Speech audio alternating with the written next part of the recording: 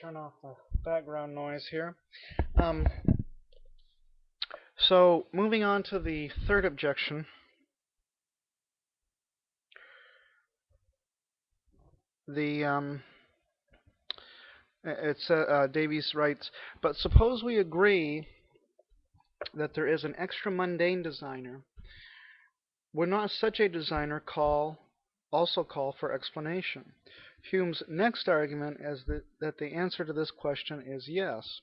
Quote, if reason be not alike mute with regard to all questions concerning cause and effect, Hume urges, this sentence at least it will venture to pronounce, that a mental world or universe of ideas requires a cause as much as does a material world or universe of objects. Unquote. In fact, Hume says, positing a designer of the world leads to an infinite regression. If the material world rests upon a similar ideal world, this ideal world must rest upon some other, and so on without end. Unquote. So, uh, it sounds like he might be alluding to the Platonic world of the ideal world of Platonism. Um, but I think at the very least we can say that the idea here is that um, we have the world around us, which the Christian says has design features within it, and the design um, in the world would call for an explanation, namely God. But then God, uh, he's designed the world with his intelligence, with his mind. So his mind, the mind of God, would also have a structure or a design to it. And then when we ask what that um, when the atheist comes back in response to the Christian, he or she will ask, well, where does this what explains the design in the mind of God? And we get into an infinite regression. Well, I think that the world does have design features to it, which do call for an explanation. And that explanation, I would say, is the mind of God. Uh, God's mind, we could say, does have a kind of design into it as well. At least as we think of God's mind, as we talk about it and think about it. For example, there's the natural knowledge of God and the middle knowledge and contingent knowledge. I think is the third um, mode of God's uh, knowledge. But God's mind. What we have to remember that God is essentially omniscient and essentially eternal. Um, so this aseity of God, to use the theological term, um, is the self-explanation of God. So God's mind, it's not explained by a super God, and it's not explained by something external to God. It's self-explained. So it's not a brute fact. It's self-explained.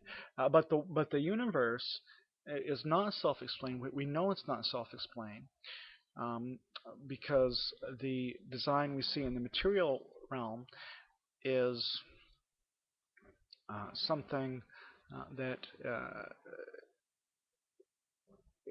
it's the result of an intelligence, and it's not a human intelligence. It's not even an alien, an extraterrestrial intelligence, because it's not something within the world that is. Uh, um, we're not thinking of design uh, within the world. We're thinking of the design of the world. The world as a whole is designed. Um, so, but yet it's not eternal. It's not part of its essential nature that the universe be eternal and self-designed.